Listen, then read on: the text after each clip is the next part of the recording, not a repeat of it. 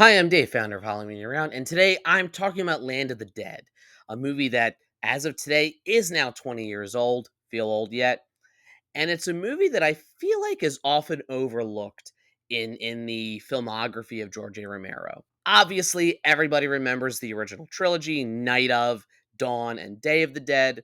But there's also that second trilogy with Land, Diary, and Survival of the Dead. And while Diary and Survival, I'm not going to sit here and argue are good movies. I think that Romero even knew they weren't his best works and that he tried to do something that didn't quite work. But Land of the Dead, I think, often gets lumped in with those, and it often gets overlooked when we talk about George A. Romero movies. So, in honor of its 20th anniversary today, I just wanted to talk a little bit about Land of the Dead, what I liked about it, and maybe what I think is the reason it does get overlooked.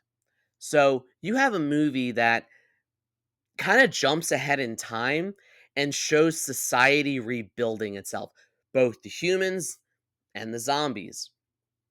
And I kind of love, again, with Romero's social commentary that he was always so famous for.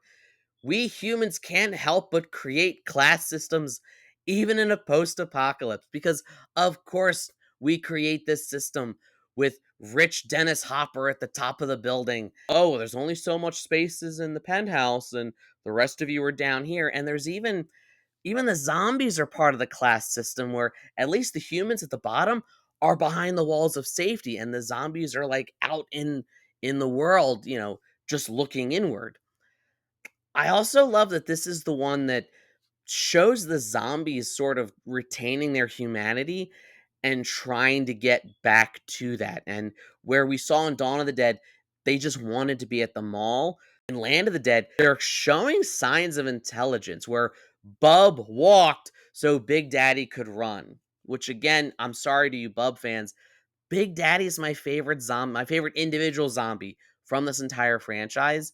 Not just because Eugene Clark always comes in costume to conventions and scares people for fun at his booth, but because this one and Big Daddy in particular show that this programming in their brain wants to get them back to their old lives.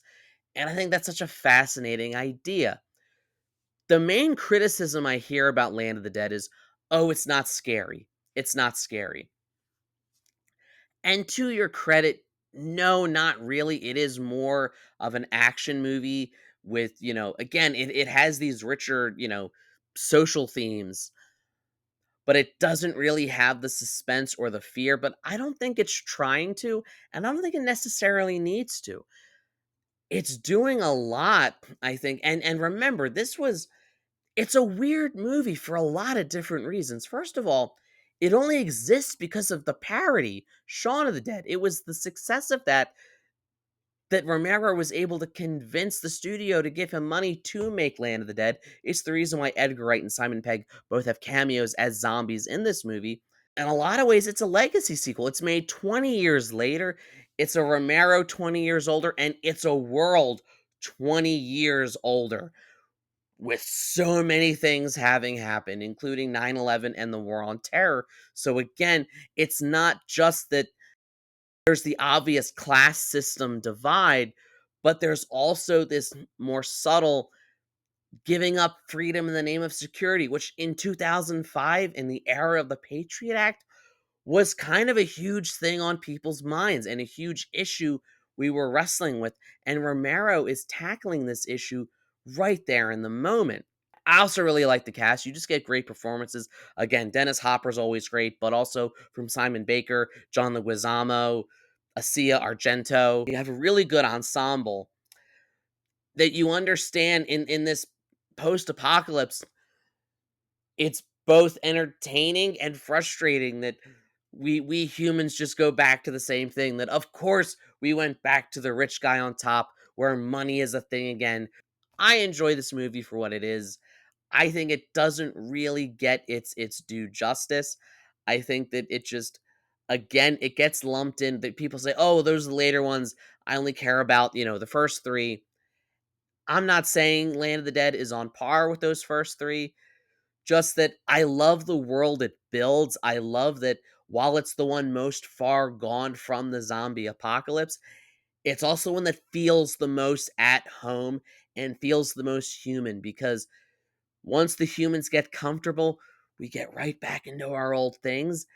And I love the way that you have these like two cities, one of the living, one of the dead, and the way Romero kind of juxtaposes the two of them to both demonstrate our similarities and our differences. Also, I mean, come on. The underwater sequence is really creepy and kind of I'm amazed no one thought of it before that. I mean, yes, it's kind of similar to the scene in Pirates of the Caribbean Curse of the Black Pearl where the undead pirates walk underwater to like get through. But it's just a really cool sequence and while it's still my fourth favorite of his, Dead franchise, it's a worthy entry and it definitely goes like, Night of the Living Dead, Dawn of the Dead, Day of the Dead, Land of the Dead. They're still all up here before getting down to like Diary and Survival of the Dead. So I just wanted to take a moment to acknowledge that. Let me know in the comments. What do you think of Land of the Dead? What do you love about it? Do you not like it? Please let me know. Like, share, subscribe, all the YouTube stuff. If you don't, you may end up trapped in a weird city where you have to live at the bottom floor of the street because Dennis Hopper tells you there's not enough room at the top, even though you've been working for him for years and he owes you a bunch of money. And as always, every day is Halloween.